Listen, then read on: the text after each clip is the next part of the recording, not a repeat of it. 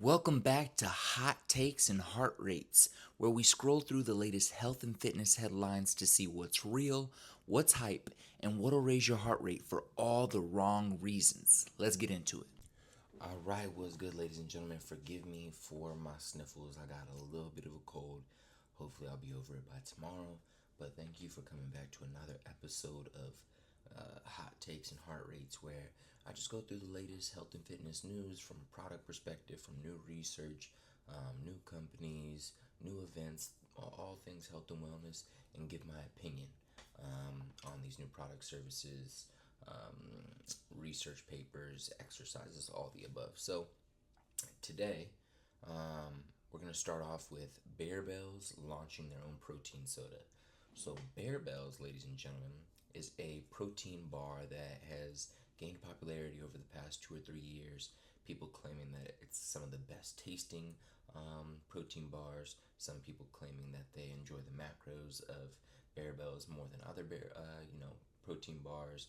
But long story short, they've kind of taken up some market share in the protein bar arena.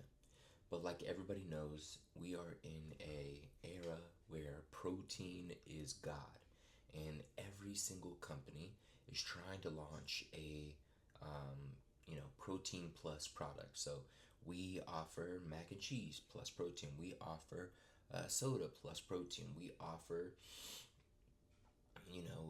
goddamn cheese puffs plus protein. So today I found out that they're launching protein soda by Bear Bells. Now, the funny thing about it is they're calling it protein soda, but the main thing that it really is it's an energy drink. So it has 200 milligrams of caffeine and 10 grams of protein. So when we think about any product that's claiming that it's a protein forward product and it's less than 20 grams or less than 25 grams of protein, I don't even consider it a protein forward product, and I just look at it as a protein plus, or what I'm calling a protein plus product, which is like, hey, if we add protein to the name of this product, it's going to help us with sales, it's going to get more eyes on the product, and we can push this to the health and wellness market, which is a multi-billion-dollar market, instead of just having it be a caffeine beverage, or just having it be a new snack on the market. If we add 10 grams of protein, then we can market it in a different way to a new population of people and get a little bit more eyes on it, outside of just the generic individuals that would buy this product in the first place, who may not be health forward, right? So it's just funny. They're launching protein soda. Looks like the three tastes they're launching are sweet cherry, wild strawberry, pineapple, sunrise. I'd be lying if I said that I wasn't going to try any of these products. I'm definitely going to do that. 200 milligrams of caffeine is typically the standard among energy drinks right now, and 10 grams of protein. Again, it's funny that they're calling it a protein product, but at the end of the day, if you want to get a protein snack or a protein forward product, just go ahead and buy their protein bars. Better yet, just eat real food. But I would be guilty and be lying if I said that sometimes I don't utilize protein shakes or utilize protein bars to get a quick hit of protein to hold me over before my next meal. But Bear Bells protein sodas coming out, plus caffeine, 200 milligrams. I would just call it a caffeinated beverage or an energy drink, and they're adding protein to the name. So that's in the news. That's my opinion. The next protein plus product we're going to talk about is Legendary. So Legendary has a whole bunch of these products, like these sweet rolls, these Pop Tarts, these Doritos, all these different snacks that are just basically reinventions of snacks we already love and enjoy, but instead they reduce the total caloric intake, they reduce the total amount of sugars that are in the product, or at least the advertised sugars on the nutrition label on the product, and then they bump up the protein, typically by using some type of whey isolate. So they are popular and known for their sweet rolls and their protein pastries. I personally don't love them, but hey, I don't really love any of the, you know, protein snacks or whatever. They all taste pretty bad to me, but I do get them when I'm in a pinch and just want something to eat really quick. So Legendary has their chips, they have their sweet rolls, they have their pastries. Their sweet rolls and their pastries taste a little bit better if you warm them up in the microwave, so they're a little bit melted, and add a little cup of milk, makes it 10 times better. But now they're launching protein macaroni and cheese. Again, Why do these companies do this? Protein mac and cheese. First off, you can get a 6 pack for $34.50. So I don't even know what the math on that is, but $35. So it's about like $5 or $6 a pack. There's 47 grams of protein in this mac and cheese like bottle. So if you know like the Halo Top ice cream packs, it's kind of shaped like that, except it's macaroni and cheese in there. And then obviously you warm it up and you eat it. It's claiming that it has 47 grams of protein, which I will say is on the much, much, much higher end of protein added into these protein plus products. So does that mean it's healthier? Not necessarily. Does it mean you'll get more protein than your typical protein snack? Yes, it does mean that. Does it mean it's an ideal meal replacement? No. Does it mean that it's the healthiest thing on planet Earth? No. But if you're looking for a protein snack that's tasty and gives you a quick hit of, you know, 47 grams of protein, then I'm not going to lie. This is a pretty competitive product that they're dropping here only because of the amount of protein that's in this product. Your typical, like, protein bar, your typical protein shake, they're all less than 42 grams of protein. I think the highest, like, snack or protein drink that you can get right now, or protein bar, or anything protein plus, is the Core Power, like, extra or whatever they call it, Core Power Supreme, something like that. Basically, they have core powers that are 24 grams and core powers that are 42 grams. This legendary mac and cheese protein product is 47 grams. So it's definitely going to be competitive on the market for those who like mac and cheese. Obviously, it depends on how good it tastes, and what stores they get into and how their marketing goes around pushing this product specifically. But I think it'll do well. I do think it'll do well. I do think it's very competitive because of its 47 grams. But I probably won't end up trying it. If you do try it, let me know how it goes. All right, up next we have Superpower. So Superpower has been around for a few years. It's a blood lab, blood marker, hormone test panels. Basically, they provide over 100 lab tests. They partner with like your typical lab company like Quest Diagnostics. They take your blood when you go into these labs, and then they send it off to Superpower, and then they have some type of AI software that personalizes, like creates a personalized action plan, gives you biological aids, gives you like a dashboard with a health score report based off of all the blood markers you get back. So you'll get insight, depending on what lab panel you order, insight on your longevity markers, your heart health, your thyroid, immune regulation, hormone, kidney health, liver health, overall nutrients, and what you should be eating more of or less of, or things you should pay attention to, or any things that stand out that you should take back to your primary care doctor and have a discussion about.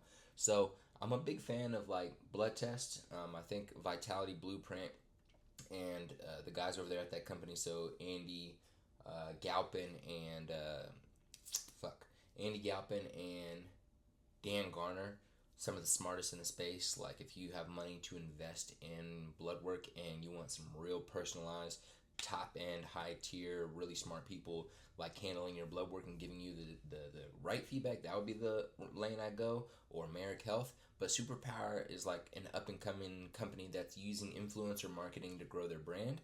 And they also recently dropped the price of their membership like drastically. I don't remember what it was before, but now it's $199 for their health membership that gives you access to over 100 lab tests, that health score report, biological age, personalized action plan.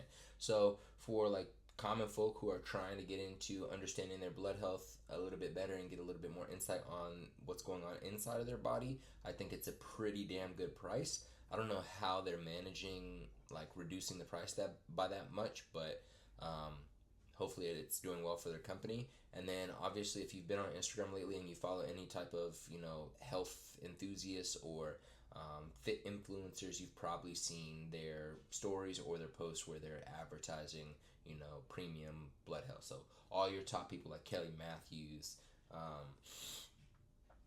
pretty much all your top fitness influencers, you're probably going to start seeing publishing ads for Superpower. So they're using influencer marketing, investing heavily in that. I think it's going to help them grow massively.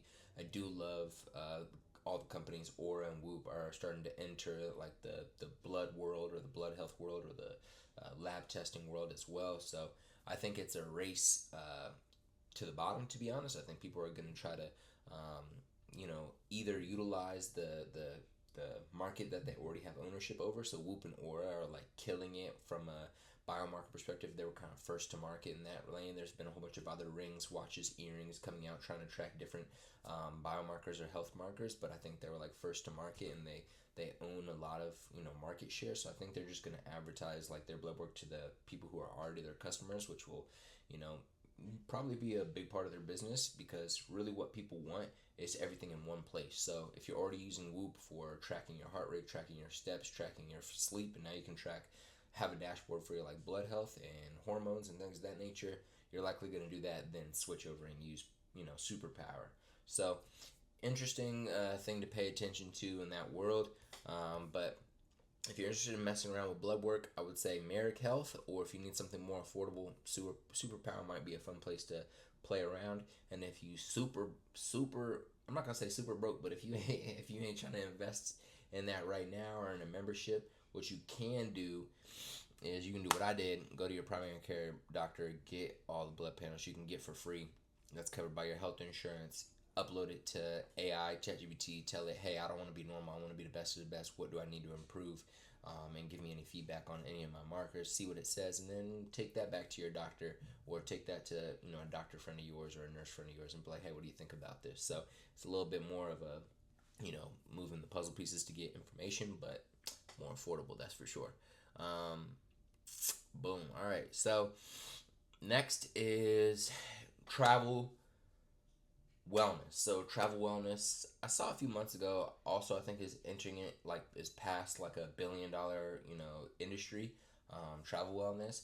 But essentially I think Airbnb, Vrbo, other companies like this are starting to see that this is an opportunity that they can tap into. So Airbnb and Strava have teamed up to inspire rural runcations for experience hungry travelers this fall. So that's what the ad says.